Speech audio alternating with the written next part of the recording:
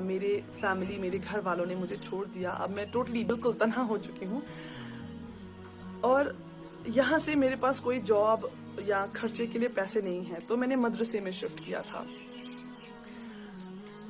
एक बात जो मैं आप लोगों से कहना चाहूंगी कि अल्लाह पर यकीन रखें, अल्लाह पर तवक्कुल रखें, भरोसा रखें इस बात पर कि जो भी आपकी जिंदगी में हो रहा है वो सिर्फ और सिर्फ एक ही ज़ात है जिसकी मर्जी और जिसकी हुकूमत है पूरी कायनात पे, हर जर्रे पे उन्हीं की मर्जी से हो रहा है। जब ये यकीन आप में पैदा हो जाएगा तो जो सख्तियां आपकी जिंदगी में आएंगी ना, वो सख्ती भी इतनी सुकून से बीतेगी कि उसमें भी अपना ही मजा, अपनी ही खुशी होगी। मेरे साथ हुआ है, जब मेरे साथ हो सकता है, जो 24 साल एक गैर मजहब में थी और फिर इस्लाम में आई, जब मेरे साथ ऐसा हो सकता है तो यकीनन जो पैदा हुए हैं माशाअल्लाह, जिनको विरासत में दीन मिला है, आपके साथ भी होता होगा और हो सकता भी है अगर नहीं हुआ है। कमी हम में है। अगर हम बात करते हैं कि नहीं, मुझे अक्सर लोग कहते हैं कि प्लीज फातिमा आप हमारे लिए दुआ कीजिए। मैं बोलती हूँ आप क्यों नहीं दुआ करते हैं? नहीं, आप है ना अल्लाह के ज्यादा करीब। मैं कैसे हूँ अल्लाह के ज्यादा करीब? क्योंकि आपने इस्लाम कबूल किया। माशाअल्लाह, ये तो अल्लाह ने मुझ पे एहसान किया कि अल्लाह ताला ने मुझे इस्लाम से नवाजा, कि मुझे ईमान तोहफे में दिया। क्या होता अगर मुझे ईमान ना आया होता? क्या होता अगर मैंने ये ना जाना होता कि अल्लाह और उनके नबी हुजूर सल्लल्लाहु अलैहि वसल्लम और उनकी भेजी हुई किताबें ये सब क्या है? क्या होता अगर मैंने ये कभी समझा ही ना होता? आप सभी को अल्लाह ताला, या मुझे, आपको, हम सबको अल्लाह ताला बेपनाह मोहब्बत करते हैं। कमी कहाँ है? कमी हम में है। जो मेरे साथ में हैं, आस पड़ोस में लोग हैं, मैं देखती हूँ उनमें से कई हैं जो हर रोज तहज्जुद में उठते हैं माशाअल्लाह। कुछ हैं जो इतनी कुरान की तिलावत करते हैं कि पूछिए मत। कुछ हैं जो दिन रात सिर्फ दुरूद पढ़ते रहते हैं। तो जो हम करते हैं, हम जो अच्छे बुरे काम करते हैं, हम में कमी है, हम में डिफरेंस आता है, हम में ऊपर नीचे है इंसानों में। अल्लाह ताला तो हम सबसे बराबर की मोहब्बत करता है। हम अगर यहाँ से जाएंगे अल्लाह की तरफ, अल्लाह क्यों नहीं आएंगे हमारी तरफ? क्यों नहीं हमें कबूल करेंगे? कमी हम में है। हम दुनिया में ऐसा उलझ चुके हैं इस दुनिया को बनाने में कि हमें याद ही नहीं है कि मरकर उठकर हमें जवाब देना है। सबसे बड़ा झूठ है ये जिंदगी, सबसे बड़ा झूठ है ये दुनिया, सबसे बड़ा झूठ है ये धोखा जो जीते जी हमारे साथ हो रहा है, और सबसे बड़ा सच है कि मौत हमें आनी है और मरकर उठकर उसे जवाब देना है जिसने इस कायनात को बनाया, जिसने हमें बनाया। तो चलिए मेरी कहानी की तरफ। जैसा कि मैं आपको बता रही थी कि मेरे पास काम तो कुछ था नहीं, मदरसे में रहना शुरू किया था जहाँ पे गरीब और अनाथ लड़कियां रहती थी। अब मैंने और जॉब्स के लिए अप्लाई करना शुरू किया। तो मैंने आपको बताया मैं MBA में अपना पोस्ट ग्रेजुएशन कर रही थी। मैंने ये नहीं बताया मैं कौन सी डिग्री कर रही थी। तो मैं बता दूं कि मैं MBA कर रही थी human resource and marketing, major human resource, minor marketing में।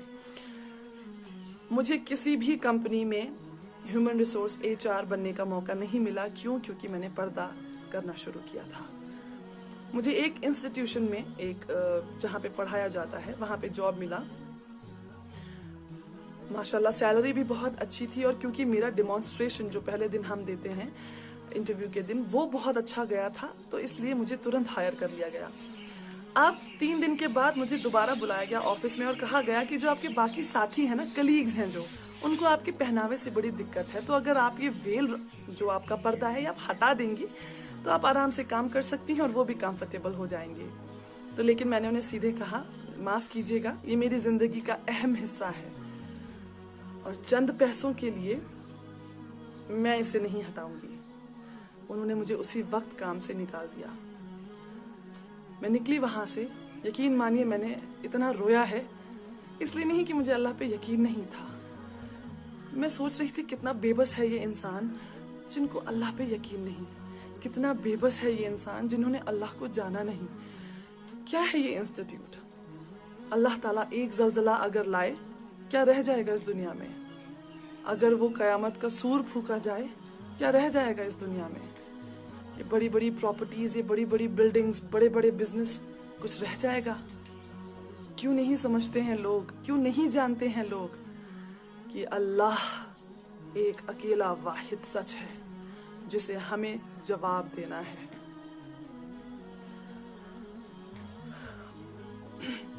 अब मैं जब वहां से निकली, मैं कुछ इस बुरी तरह रो रही थी कि आंसू इतने थे आंखों पे, और ये निकाब मेरा पूरा गीला हो चुका था, आधा मेरे होंठों के नीचे तक, ये चिन तक, चेहरे तक पूरा गीला हो चुका था, और आंसू इतने थे आंख में कि दिख नहीं रहा था सड़क पे पैर कहाँ रख रही हूँ। तो पता नहीं चला कि मैं कहाँ पैर रख रही हूँ, तो गिर गई बहुत बुरे तरीके से सड़क पे। वो गिरना मुझे आज भी याद है। लेकिन यकीन मानिए, उस रब्बुल आलमीन पे अगर यकीन रखेंगे वो छोड़ेगा नहीं। रिज़्क की जिम्मेदारी उन्होंने खुद ली है, तो परेशान होने की जरूरत नहीं है। कुछ मेहनत करनी है, रिज़्क आप तक पहुंच जाएगा इंशाल्लाह। इसके बाद मुझे एक बहुत छोटा सा स्कूल था, बहुत छोटा सा, मुझे वहाँ पे जॉब मिली। इस्लामिक स्कूल था माशाल्लाह, पर्दा कर रही थी, 5 वक्त वहाँ नमाज पढ़ने का मौका मिल रहा था मुझे, दोपहर, ज़ोहर, और अगर कभी लेट हो जाए तो असर का भी वहीं पे, तो नमाज पढ़ने का वक्त मिलता था वहाँ पे। तो ये तो बहुत ही खूबसूरत चीज़ हो गई मेरे लिए। 7,000 की सैलरी थी, और बेंगलोर ऐसा शहर है जो इंडिया में almost one of the most, जिसे कहा जाता है एक बहुत ही ज़्यादा कॉस्टली सिटी है, बहुत महंगा शहर है। किन्हीं कारणों मुझे वो मदरसा जहाँ मैं रहती थी वो छोड़ना पड़ा, और मैंने एक सिंगल रूम, सिंगल कमरा रेंट पे, किराए पे लिया। मैंने वहाँ रहना शुरू किया। तो माशाअल्लाह 2014 का जो रमदान आया, बहुत खुश, एक्साइटेड थी। और मैं आपको बता दूं, मुझ पे कुछ 60-70 हज़ार के करीब कुछ अमाउंट लोन पे भी था। वो किन मजबूरियों की वजह से था वो नहीं बता पाऊंगी मैं, लेकिन था। 7,000 की सैलरी, 70,000 का लोन यहाँ से। चलिए अल्हम्दुलिल्लाह कि जिन्होंने लोन दिया था वो माशाल्लाह इतने अच्छे लोग थे कि उन्हें मैंने जब तक वापस खुद नहीं किया, उन्होंने मांगा नहीं। अल्लाह ताला उन्हें हमेशा आबाद रखे। जब रमदान आया 2014 में, जो पहले 10 दिन थे रमदान के, मुझे टाइफाइड बुखार हो गया। इतनी बुरी हालत थी, न कोई संभालने वाला, न कोई देखने वाला। तो मेरी एक फ्रेंड है, वो भी इस्लाम कबूल किया है उन्होंने, मुझसे बहुत पहले किया है उन्होंने। तो वो मुझसे मिलने आई और मुझे ज़बरदस्ती वो हॉस्पिटल ले गई। मैं वहाँ पे एडमिट रही, काफ़ी इलाज वगैरह चला मेरा, बहुत खर्चा हुआ, काफ़ी टेस्ट हुए। तो जो लास्ट बिल 3 दिन के बाद आया वो था 9,000 रुपये का। तो अब मेरी सहेली ने आराम से दे दिया बिना कुछ बोले। मुझे यहाँ से परेशानी और टेंशन ये कि ऑलरेडी इतना उधार है मुझ पे, अब ये उधार कैसे चुकाऊंगी मैं, और खासकर ऐसी लड़की का, ऐसी औरत का जिसने मेरे इतने सख्त वक्त पे मेरा साथ दिया है। यकीन मानिए, हॉस्पिटल से आके मेरी सेहत बिल्कुल ठीक, मैंने फिर से रोजे रखने शुरू किए, और आखिर का जो दिन थे रमजान के, अल्लाह ताला की रहमत से मैंने एतकाफ की नियत की थी। तो मैं कमरे में बंद रहती थी बिल्कुल, मैं किसी से बात नहीं, किसी से आना जाना नहीं, मिलना नहीं। जहाँ काम कर रही थी वहाँ आखिर के 10 दिनों में छुट्टी दी जाती थी, तो छुट्टी भी थी माशाअल्लाह। तो दिन रात इबादत में मशगूल थी मैं। अब क्या हुआ कि मैं इबादत कर रही होती थी, कई बार लोग आते थे, नॉक करते थे दरवाज़ा, तो मैं खोल नहीं पाती थी क्योंकि नमाज की नियत में होती थी। तो लोग सामान बाहर रख कर चले जाते थे तोहफे के तौर पर। तो माशाल्लाह इतने फ्रूट्स थे मेरे पास, और 2 ड्रेसेस भी ईद के लिए तोहफे में आई अल्लाह की रहमत से। मुझे ये भी नहीं पता कि फ्रूट्स कौन रख के जाता था, कौन आया और कौन गया, तो लेकिन काफ़ी कुछ, मेरे सहरी, मेरी इफ्तियारी, सब कुछ मुझे पहुंचता था। शुक्रगुजार उस मालिक की, उस ज़ात की, कहाँ कहाँ से मदद आती है और आपको, हमें पता भी नहीं होता है। सिर्फ एहसास करना सीखिए कि आपको अगर मदद आ रही है तो किस ज़ात की वजह से आ रही है, किसने ये मदद भेजी है। यकीन करना शुरू कीजिए। अब लास्ट के दिनों में मुझे तोहफे आने शुरू हुए, जैसे मैंने आपको बताया, फ्रूट्स भी आए मुझे, फल आए और कपड़े भी आए। मुझे छोटे छोटे पैकेट भी आने शुरू हुए जिनके अंदर कुछ पैसे हुआ करते थे, और उस पर लिखा होता था आपके लिए ईदी। माशाल्लाह अगर आप यकीन मानेंगे, मुझे सारे पैसे मिला के 12,500 रुपये इकट्ठा हो गए। 9,000 मैंने अपनी सहेली को वापस किया पूरा, और 3,000 मेरे पास थे। माशाल्लाह, सुभान अल्लाह, इससे बेहतर मेरे लिए क्या हो सकता था।